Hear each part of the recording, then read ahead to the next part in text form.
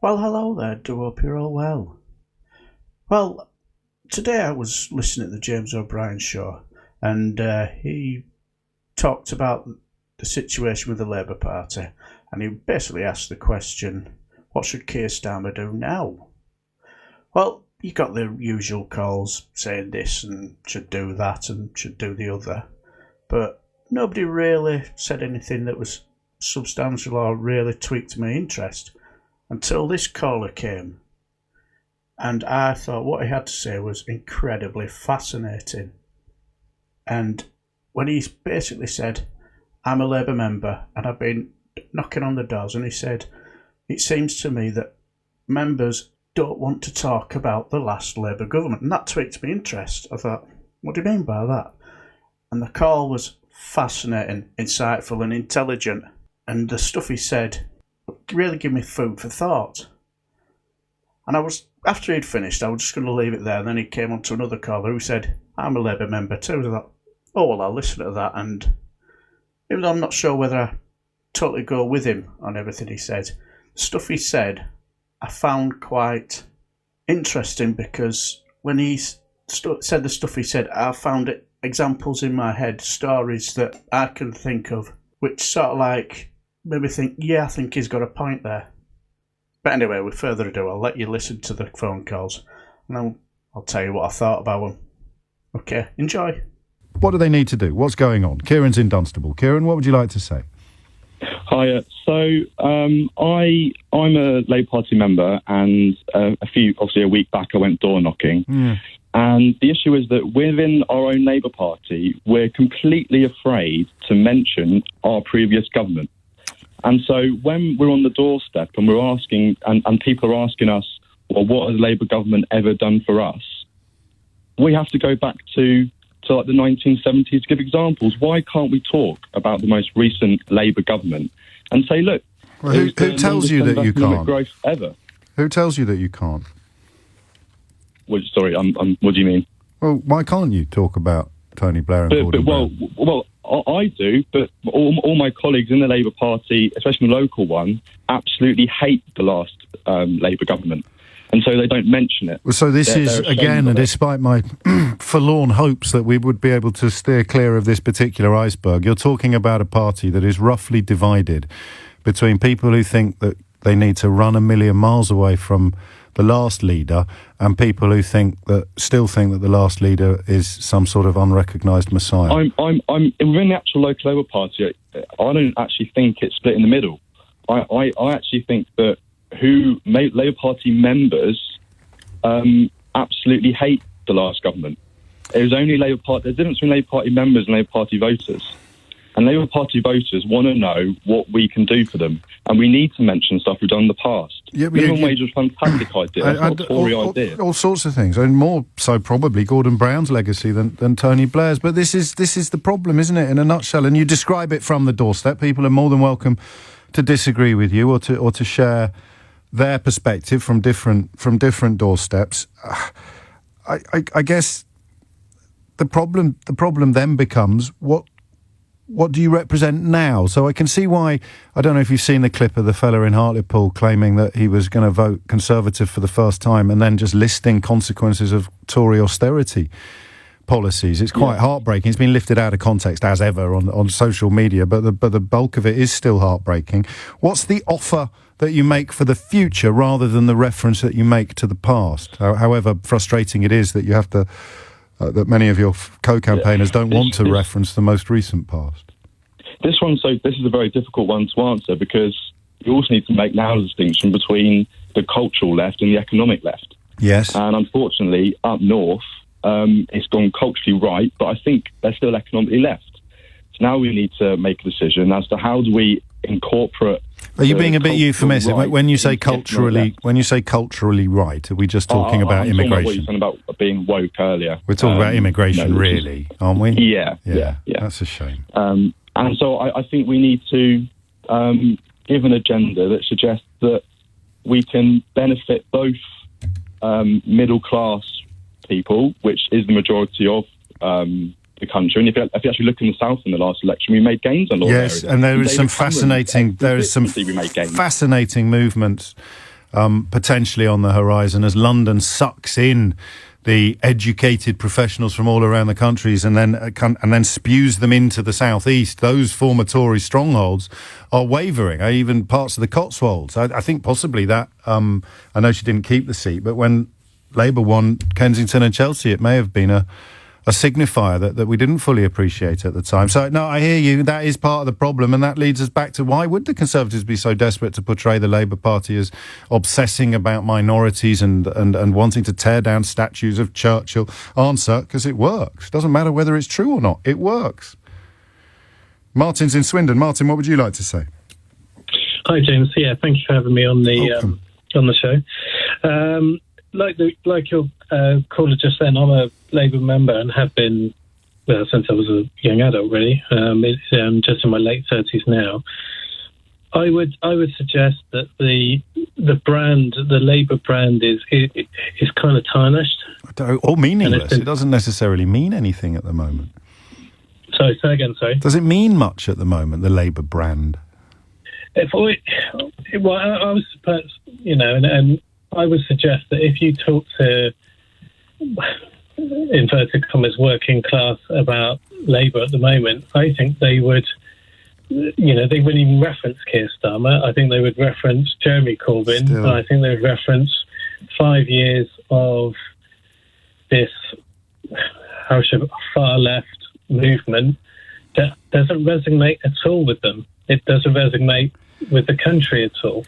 It's been rejected and rejected hard. It wasn't even a far-left movement. I mean, policy-wise, this is part of the problem with letting the very sort of weirdly unpleasant superfans pollute the whole picture. Corbyn was an atrocious salesman, but the product was actually quite popular in polling. It wasn't a far-left product. It was a social democratic model. Sadly, people that thought the sun shone out of Corbyn's backside can fail to appreciate or even understand the importance of having a good salesman in the context of what your product is. So what does Starmer need to do then? Because he's not even in the Parliamentary Labour Party anymore. There's not a great deal more Keir Starmer can do to disassociate himself from the last regime. Well, and I suppose that's an interesting thing. If you went back to 2015, 2016, Corbyn was put up by the left wing of the Labour Party as their sort of token candidate. No, I don't want to talk about Jeremy Corbyn. Sorry. I want to talk about Keir Starmer. Okay. What does he need to do next is what I asked you.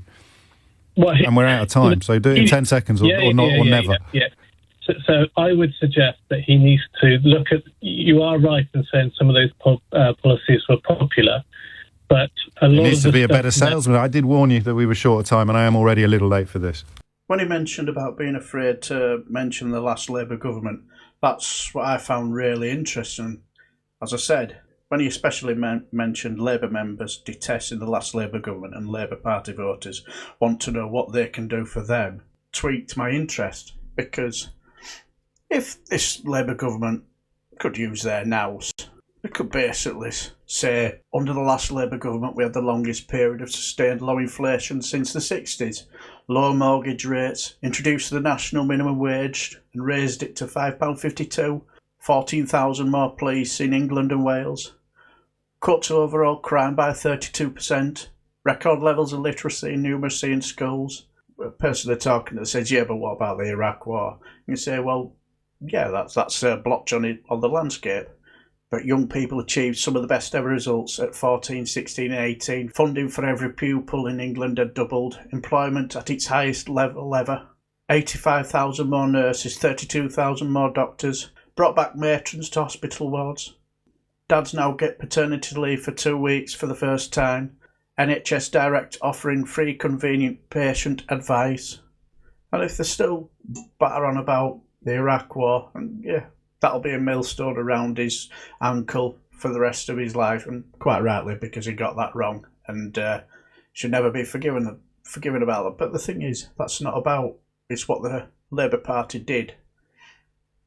And you could start with child benefit up 26%, delivered 2,200 Sure Start children's centres, introduced the Equality of Human Rights Commission. There's loads of stuff that you could say, this is what we could give you back, and stuff like that, And if they're still going about, I think I remember the PFIs were not too successful. And yeah, there's plenty he's got wrong, but I totally understood what he meant by, why don't we talk about what the last Labour government did?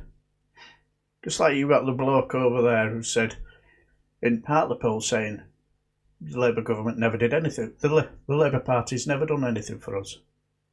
But I did find really interesting when he talked about the cultural right and the economic left struck a chord with me, because I kind of understood what he meant by that. I've got friends who love the NHS, think the world of it, and they think should be more done to save it.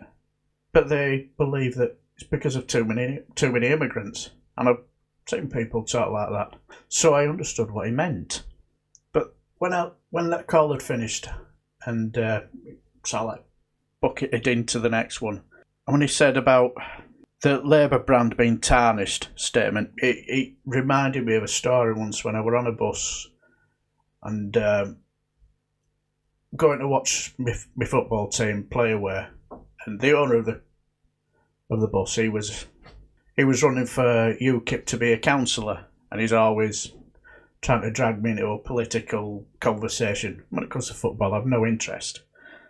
But anyway, I think he were doing some sort of competition like a dominoes number or something. He made a snide remark about me voting Labour or whatever, and then this bloke went, "Who supports Corbyn? The best thing for him is a bullet between the eyes." And it just reminded me of that. And when he talked about the manifesto being really, really popular, I read it and I thought it was really, really good in parts. The only problem is it was too long. And I know friends in Bradford who won't touch Labour with a 10-foot barge pole, won't have read it. And how do I know? When I've asked them, they haven't got a clue. All they talk about is Brexit, because they're single issue obsessives. When they mention woke, though, because if you don't vote Labour because they're too woke, the Conservative Party have sort of like got into this culture war of being woke and stuff like that. I remember hearing a call at the weekend that Natasha Devon took from a bloke who was saying the reason why people like him don't vote for Labour is because of her wokey views. And when she mentioned at least 6-7 times that she has no affiliation with the Labour Party, it didn't matter a jot to him. He just still kept reciting the same old thing, saying, well, your views are woke and that's the reason why we don't vote Labour. And she said, but I've no affiliation with any party, and I'm no affiliation with the Labour Party. And they just fell on deaf ears. The one thing I noticed, and this video goes on, you'll get people who are Corbyn fans will be thinking I'm, again, shilling for the Blairites. No. The only reason why I'm mentioning this video is because, for a simple reason, I found that phone call incredibly interesting, enlightening and insightful, and it was something I never really thought about before until now, and I just thought it was a really good call, that's all. At the moment, I would class myself as politically homeless. After the absolute mess that Keir Starmer has done at the weekend with, let's be honest, he's made an absolute ricket with the reshuffling and whatever. Just leave it for a couple of days. But Ian Dale said something really interesting when he talked about this reshuffle. He says that Keir Starmer has only been in Parliament since 2015 and he's not much political experience, and to go from being an MP to the leader of the party shows and it especially shows his inexperience, and I just wonder if he might hit on something there. But anyway, who knows? Anyway, I shall leave the video here until the next time. I shall bid you farewell. Take care.